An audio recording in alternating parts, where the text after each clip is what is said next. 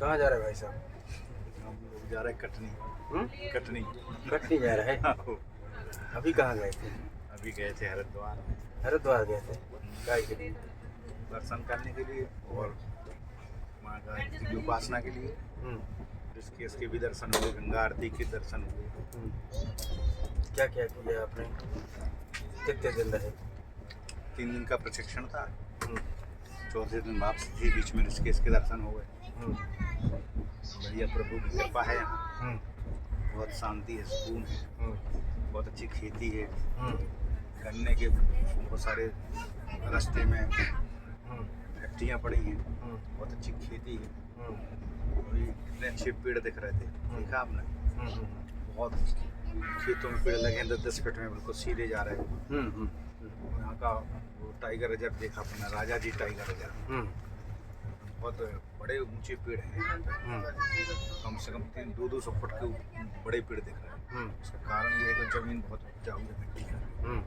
गंगा जी का कछार है। तमाम ये हरिद्वार मतलब हरि की भूमि है, कुल मिला के ऋषि मुनियों का तपस्थली है। इसलिए हम बहुत। कल आप गंगा आरती में गए हुए थे, हम भी गए हुए थे। गंगा आरती में कैसा आपको अनुभव फील हुआ? वहाँ साक्षात गंगा जी के दर्शन हुए। बहुत अच्छे तरीके से वहाँ का आयोजन रहता है त्रिवेणी में, ऋषिकेश में।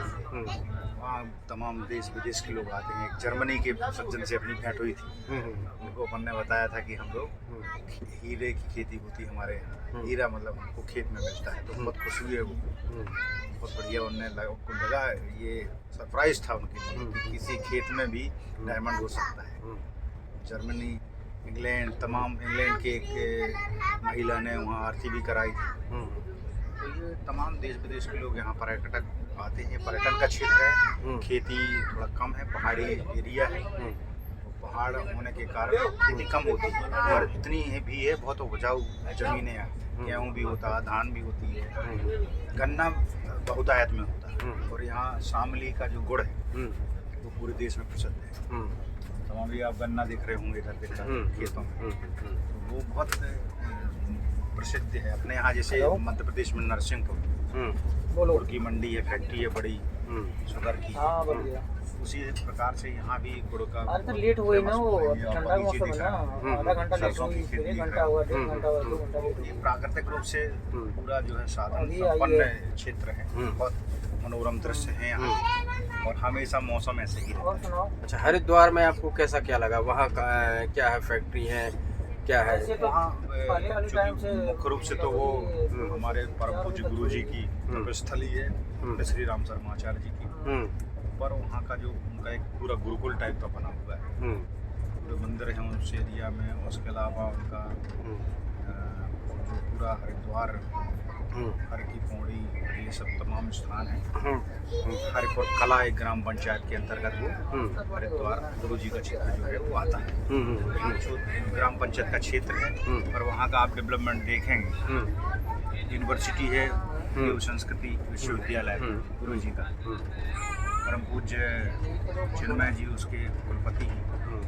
वहाँ पे आपको एक छोटे से गांव में, हरिपुर कला ग्राम पंचायत के अंतर्गत वो क्षेत्र है। वहाँ आप देखिए तो आपको लगेगा किसी आप मध्य प्रदेश के किसी शहर में आ गए, कस्बा टाइप का वहाँ का माहौल बहुत सुंदर। और यहाँ लोग जो है धार्मिक भावनाओं से उत्प्रोत रहते हैं। अच्छा, शांति कुंज में जो है आपने क्या क्या देखा?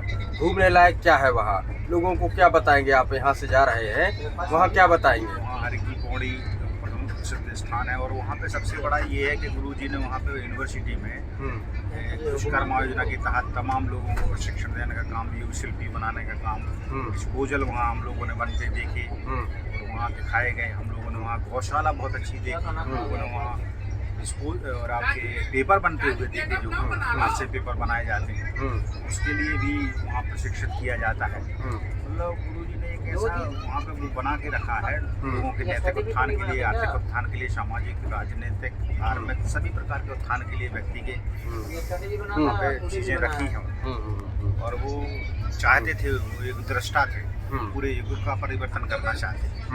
उन्होंने उसकी, आपने कई जगह कोटेशन देखे होंगे, उन्होंने कहा कि हम सुधरेंगे, युग सुधरेगा, आप बदल जाओ तो आप दुनिया बदल जाएगी। इस तरीके से उनका जो विज़न था बहुत ही दूरदर्शी और एक प्रकार से वो साक्षात देव रूप थे।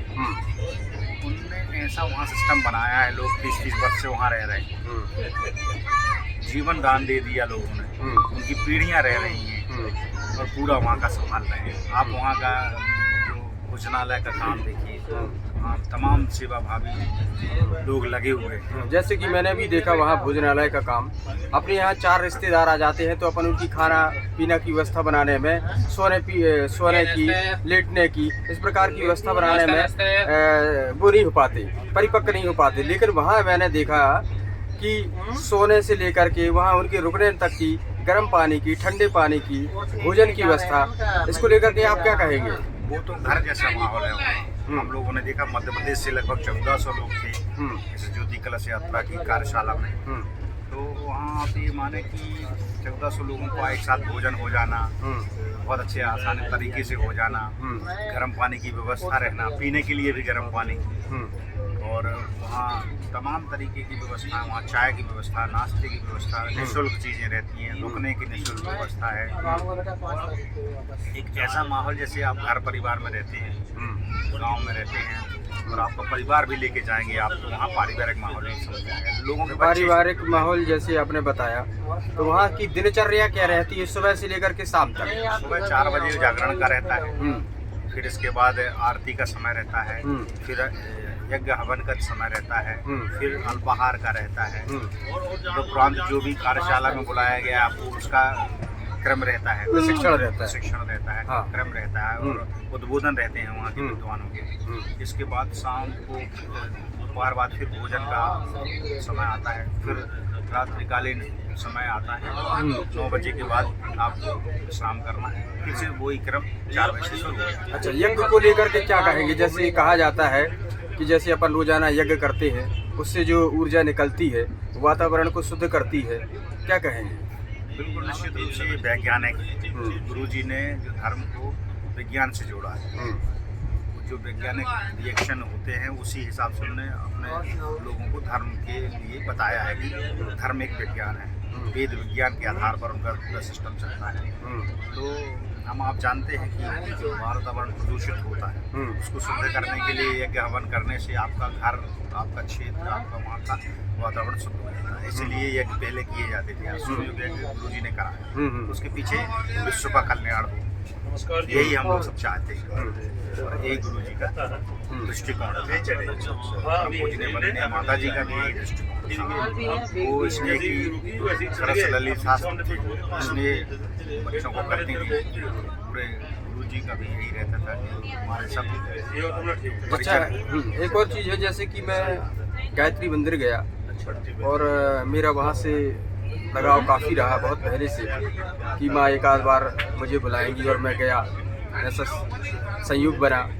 और जैसे ही मैं गया वहाँ पर गायत्री मंदिर के आसपास का वातावरण इतना शांति अनुकूल है कि आप जाएंगे तो आपके हृदय में इतनी शांति होगी। क्या ऐसी अनुभूति आपको हुई क्या? बिल्कुल निश्चित रूप, तो वो वहाँ ऐसी तरंगे हैं, ऐसा ऊर्जा है, वहाँ एनर्जी मिलती है आपको, ये आपको एकदम मन में बिल्कुल शांति रहेगी, सांसारिक दुनिया से और सब चीज़ों से आपको एक अलग अनुभूति होती है।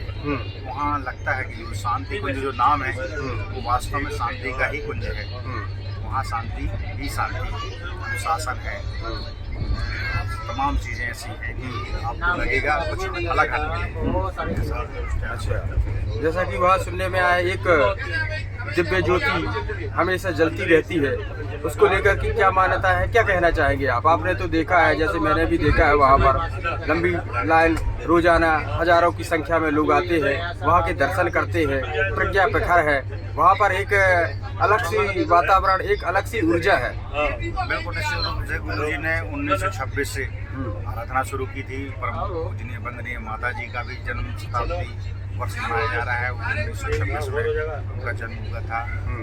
और अखंड ज्योति 1926 से निरंतर चलना, निरंतरता जो है ये क्रम जो निरंतर कर्म यही मेरा धर्म, ये मानो आपकी निरंतरता के कारण ही वहाँ शक्ति है। अखंड ज्योति, हम आप ज्योति अपने घरों में दीपक जलाते हैं, मुश्किल से 1 घंटे जल पाता है। आप कल्पना करें कि 1926 से 100 वर्ष होने वाले हैं, ज्योति निरंतर जल रही है। ये बड़ा इसके पीछे वैज्ञानिक कारण भी है। निरंतरता बनी रही, इसलिए गुरु जी को प्रचंड शक्ति प्राप्त हुई परम पूज्य गुरुदेव से, ईश्वर से उनका डायरेक्ट कनेक्शन रहा। उन्होंने फिर हम लोगों को मार्गदर्शन देने के लिए अपने शिष्य बनाए, गुरु दीक्षा दी। इच्छा मतलब दीक्षा, मतलब उन्हें अपनी इच्छा दे दी, जो उनकी इच्छाएं थी वो शिष्यों को दी, उनकी इच्छाओं को पूरी हम सब शिष्यों को करने का कर्तव्य। अच्छा, वहाँ मैंने ये देखा है कि हर चीज़ का एक क्रम अलग अलग है। जैसे कि वहाँ कोई व्यक्ति जाता है, उसको मुंडन संस्करण कराना है, तर्पण कराना है ना, और इस प्रकार के वहाँ निःशुल्क व्यवस्था रहती है। अब कहीं कहीं अपन जाते हैं, कई शहरों में जाते हैं, तीर्थ क्षेत्रों में जाते हैं, तो वहाँ पर देखते हैं कि वहाँ व्यक्ति जाते हैं तो वहाँ लुट जाते हैं, माने ऐसा है कि पैसा ज़्यादा लगता है, और यहाँ पे अपने निःशुल्क होता है। तो आपने देखा होगा गुरु जी का यही तो दृष्टिकोण था, सेवा भाव से काम करते थे, परिवार मानते थे शिष्यों को। तो निःशुल्क व्यवस्थाएं इसलिए वहाँ की गई है। आप वहाँ चाहे रजाई गद्दे की बात कर ले तो 24 घंटे वहाँ खुला है, हर जगह जो व्यवस्थाएं हैं और निःशुल्क है। इतना बड़ा काम, हर चीज़ का एक विभाग है, उद्यान की विभाग, निर्माण विभाग, बौद्धिक विभाग, तमाम तरीके के वहाँ अलग अलग विभाग, हर विभाग में एक व्यक्ति नियुक्त रहता है और पूरा व्यवस्थाओं को संभालता है। व्यवस्था अच्छा, जैसा हमने देखा, अब तो ये आ गए अपन धार्मिक क्षेत्र में।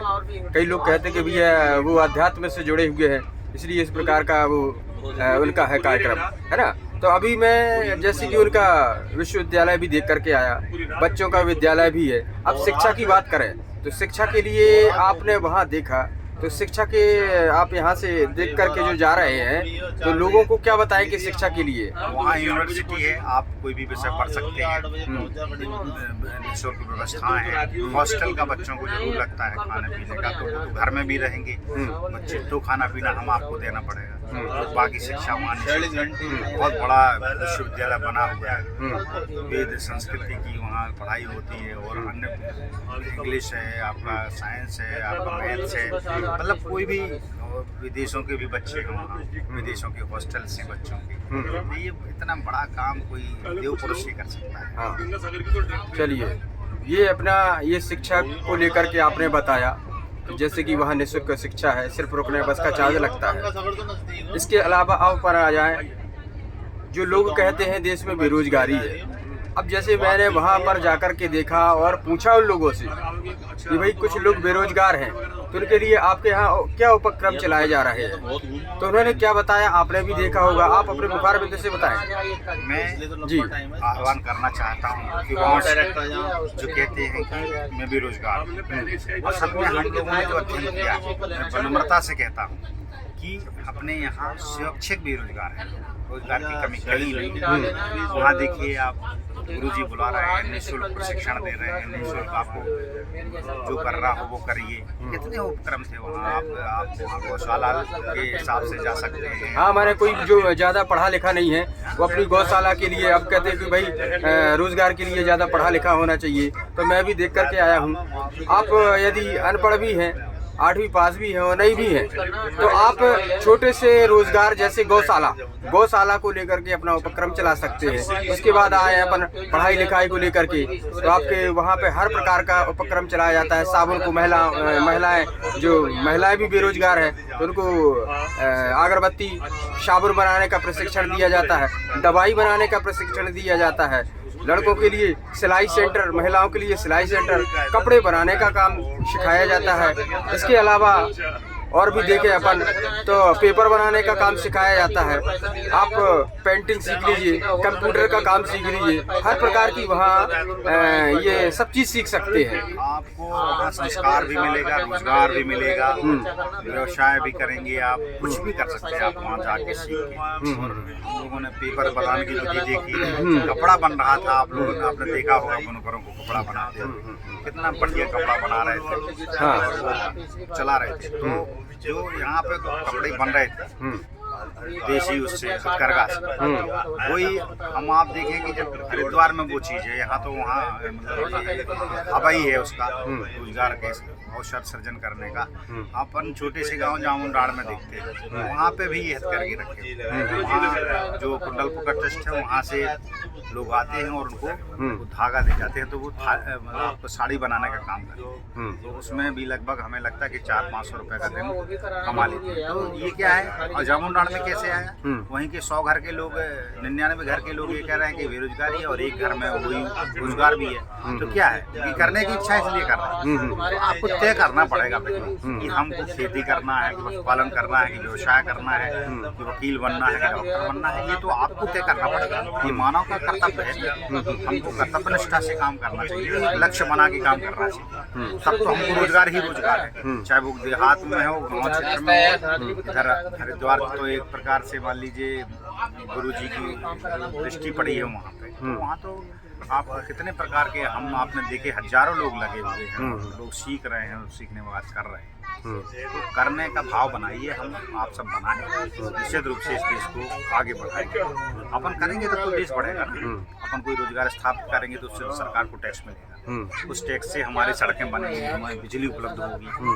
तो ये जैसे एक अमेरिका में कॉन्सेप्ट, एक हमारे सज्जन हैं वो अमेरिका में रहते थे, हमारे मित्र हैं, उनसे हमने पूछ लिया है जिनकी आखिर आप बताइए कि अमेरिका का इतना पावरफुल होने का, पूरे विश्व की बड़ी शक्ति है, क्या कहा क्या, उन्होंने बताया कि अपन ऐसा समझें कि जैसे भारत में आप किसी भी व्यक्ति से पूछो तो वो आपको बताएगा, उससे पूछोगे कि आप अपने बेटे को क्या बताओगे, तो वो बताएगा कोई कलेक्टर, कोई एसपी, कोई डीएसपी, कोई चपरासी, कोई थानेदार, कोई नेता, कोई अभिनेता, कुछ भी बताएगा। और लड़के से भी पूछोगे तो कोई भी यही बोलेगा, मैं कमिश्नर, मैं डिप्टी कमिश्नर, मैं चीफ सेक्रेटरी या सीएम या कुछ भी यही बताएगा। पर जो अमेरिका में आप लोगों से पूछो तो वो बताएंगे आपको कि मैं अपने बेटे को एक अच्छा टैक्स पेयर बनाना चाहता हूँ, tax payer is a good citizen. आप उस बेटे से पूछोगे तो वो भी बोलेगा कि मैं इस देश का एक अच्छा टैक्स पेयर बनना चाहता हूँ।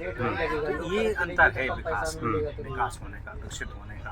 आप सोचते हो कि हमने सरकार से कोई 5 किलो गेहूँ ले लिया, दाल ले लिया, चावल ले लिया, फ्री में ले लिया, तो वो क्या है, वो आपने अपने ही भाई का लिया ना, जो भाई टैक्स दे रहा है, बगल में आपके गांव में मास्टर है कोई, वो सरकार को टैक्स दे रहा, आपने तो उसी से उसने टैक्स दिया और आपने सरकार से ले लिया। तो वो सरकार क्या है, लोकतंत्र है, हम आपसे बनी सरकार है, हमारे आपके टैक्स से चलने वाली सरकार है। तो टैक्सों की ये जो सिस्टम है, टैक्स तो ये है कि भिखारी से भी ले लिया जाता है। तो ऐसे समझें आपकी कोई भिखारी भी मांगता है दिन भर, और कहीं उसने बीड़ी पीने का आदी है और एक बंडल बीड़ी ले ली, तो उसको 5 रुपए में या 10 रुपए का जो कट्टा आता है उसमें टैक्स लग गया बीड़ी। और दुर्भाग्य से वो मान लीजिए शराब का आदी है, वो शराब पी ली तो उसको 80% टैक्स लग गया, तो भिखारी से भी ले लिया सरकार। ये टैक्स का सिस्टम, टैक्स। अच्छा, आप जो यहाँ गए थे हरिद्वार, तो मैंने देखा वहाँ पर उनका एक ज्योति कलश यात्रा को लेकर के अपन गए थे। ज्योति कलश यात्रा क्या है, और ये जो अपने मध्य प्रदेश में अब इस ज्योति कलश यात्रा जाएगी, ज्योति कलश यात्रा को लेकर के लोगों को क्या बताएंगे कि ज्योति कलश यात्रा है क्या और इससे क्यों जुड़ना चाहिए, क्या फायदे हैं? ज्योति कलश यात्रा मुख्य रूप से हमारे वंदे माता जी के शताब्दी वर्ष नारी सशक्तिकरण के लिए रोजगार युवाओं को मिले, इसके संदर्भ में मतलब माता जी का, गुरु जी का संदेश घर घर पहुँचे, और रोटी, कपड़ा और मकान, साथ साथ नैतिक उत्थान, इन विचारों को लेके हम आप गाँव में पहुँचेंगे और परम पूजनीय वंदनीय माता जी का, गुरु जी का, गायत्री माता का वहाँ हर घर में अपन चित्र स्थापित कराएंगे तो सद्बुद्धि आएगी लोगों को, लोग बढ़ेंगे आगे और उसी से लोगों को रोजगार प्राप्त होगा। आप देखिए जो गायत्री परिजन हैं जो कहीं ना कहीं से दीक्षित हैं तो उनको कभी भी आप देख लीजिए जितने भी देश में हैं, इधर अपने यहाँ बिहार के भी लोग थे, मध्य प्रदेश के तो थे ही 1400 से अधिक परिजन, पर पूरे देश से लोग आते हैं। दक्षिण भारत में भी यात्रा निकल चुकी है। तो उनका मतलब था गुरु जी का कि धर्म से विज्ञान से जोड़ के लोगों को संस्कारित करना और फिर उस संस्कार के माध्यम से देश को आउटपुट करना, इस टाइप से उनका काम था। इसके माध्यम से उनका घर घर पहुँचाने का हम लोगों का दायित्व है। हम लोग घर घर प्रयास करेंगे कि ये जो उनका मिशन है वो घर घर पहुँचे। उस मिशन में बहुत सारी चीज़ें हैं, समझने में बहुत बड़ा विषय है मिशन का, तो धीरे धीरे समझेंगे लोग तो उससे उन्नति होगी लोगों की और लोग आगे बढ़ेंगे, ये निश्चित रूप से विश्वास है। और वो आप कोई ऐसा उदाहरण नहीं देख पाए होंगे, बहुत कम रेयर, मतलब हजारों में एक आध उदाहरण जो गायत्री परिजन परेशान हो, अन्यथा सभी के बच्चे, सभी का परिवार सुशिक्षित है, सुशिक्षित भी है, सुव्यवस्थित भी है और बढ़िया वो व्यापार व्यवसाय में भी हैं, उनके लड़के रोजगार में हैं। तमाम ऐसे उनकी कृपा से सब लोग साधन संपन्न हैं जी। दरिद्रता नहीं रहती है क्योंकि ऐसा उनको अनुशासन सिखाया जाता है, ऐसा उनको धर्म सिखाया जाता है, ऐसा उनको विज्ञान सिखाया जाता है जी। तो अभी आपने देखा हमारे ध्रुव सिंह लोधी जी जो एडवोकेट हैं, समाज सेवी भी हैं, आप जिला पंचायत सदस्य प्रतिनिधि भी हैं, और इस बीच हम लोग जो है 27 तारीख को शांति कुंज हरिद्वार के लिए रवाना हुए थे और आज अपने वापस घर लौट रहे हैं। इस बीच हमने गायत्री परिवार क्या है, गायत्री परिवार के बारे में जाना, वहाँ से सीखा गायत्री परिवार किस उद्देश्य को लेकर के काम करता है, गायत्री परिवार में क्यों जुड़ना चाहिए, इसको लेकर के हम लोग वहाँ देख कर के आए। गायत्री परिवार आध्यात्म के साथ में, और गायत्री मंत्र आपने भी देखा होगा, जाने माने मीडिया के जो आजकल आज तक में हैं सुधीर भाई चौधरी, उन्होंने बताया है कि गायत्री मंत्र एक अपने आप में एक महामंत्र है और उसमें रिसर्च भी हुई है। जैसे कि बताया गया कि हर एक व्यक्ति यदि दिन में 3 माला करता है तो गायत्री मंत्र से उसके सभी प्रकार के बिगड़े हुए काम भी बनते हैं। ये तो हो गया अपना आध्यात्म को लेकर के, और उससे वैज्ञानिक कारण भी है, मन की शांति रहती है। और आप देखने में आया है कि आज कल की भागा दौड़ में जो व्यक्ति को तनाव है, स्ट्रेस है, यदि आप गायत्री मंत्र का नित्य दिन जाप करते हैं तो आपका मन शांत रहेगा। बच्चे करते हैं तो उनकी पढ़ाई में मन लगेगा। इस प्रकार से गायत्री मंत्र अपने आप में एक बहुत बड़ा मंत्र है। इसके अलावा अभी आगे और चलते हैं श्रृंखला में, तो भाई साहब ने भी देखा कि गायत्री परिवार में, शांति कुंज परिवार में लोगों के लिए आध्यात्म के अलावा अब उससे जुड़ने के लिए यदि कोई व्यक्ति बेरोजगार है तो उसको रोजगार के साधन उपलब्ध कराते हैं। और यह क्रम लगभग 30 दिन में आप बेरोजगार है, 30 दिन में आप रोजगार वहाँ सीख सकते हैं। ज़्यादा आपको समय भी नहीं देना है। यदि अपन देखते हैं कि कोई लड़का उन्होंने कहा भैया हम ज़्यादा पढ़ाई नहीं करवा सकते, 12वीं के बाद वो बेरोजगार हैं, तो 12वीं के बाद भी अपने बच्चों को वहाँ पर जा कर के रोजगार सीखने का एक और आत्मनिर्भर बनने का ये बहुत अच्छा अवसर है। और इसके अलावा गायत्री परिवार अपने आप में एक बहुत बड़ा परिवार है, हम लोग इससे जुड़े। अभी हमने देखा कि वहाँ पर केंद्रीय मंत्री जी आए थे, क्या नाम था भाई साहब उनका? दुर्गादास उइके जी। अच्छा, उन्होंने अपने उद्गार व्यक्त किए। उन्होंने बताया कि जब मैं पढ़ता था तो एक उनका स्लोगन देखा, किताब में पढ़ा था, अपनी रोटी मिल बांट के अपनी रोटी मिल बांट करके खाएं। तो उनको वहाँ से प्रेरणा मिली। उन्होंने बताया अपने उद्बोधन में कि मैंने जब मैं छात्रावास में था 3 रोटी मिलती थी, तो वहाँ पे चूँकि रोटी भी कम मिलती थी, 3 रोटी मिलती थी खाने के लिए। हम लोग छात्रावास में पढ़े तो हम लोग क्या है कि उस एक लाइन में और नीचे लिखा था पंडित श्री राम शर्मा आचार्य, अपनी रोटी मिल बांट करके खाएं। तो हम लोग क्या है आधी आधी रोटी जो है दूसरे को देते थे, वहीं से ये प्रेरणा हमको मिली। और आज एक छोटे से गांव का व्यक्ति, आप खुद देख रहे हैं, उन्होंने अपने उद्गार व्यक्त किए, हम लोगों ने सुने, जो हम लोगों को हृदय से लगा कि उसमें आध्यात्म के अलावा, और उन्होंने बताया कि हमको युग निर्माण जो उनकी पत्रिका निकलती है, और इतनी अच्छी इंग्लिश हिंदी उन्होंने बोली और बताई कि जो हम आपको बता नहीं सकते, बयान नहीं कर सकते।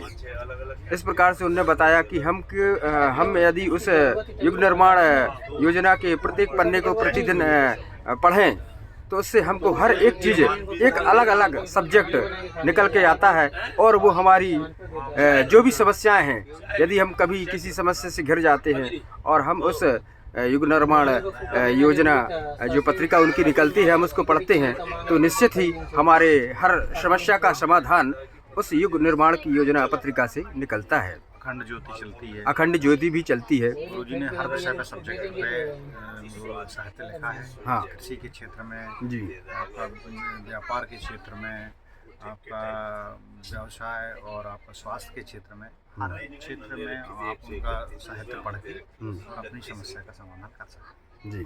तो बिल्कुल ही इस प्रकार से हम गायत्री परिवार में जुड़ें, और ये निश्चित तौर पर हम लोगों को एक नई ऊर्जा मिली है, और हम लोग गायत्री मिशन के इस कार्य को आगे बढ़ाएंगे।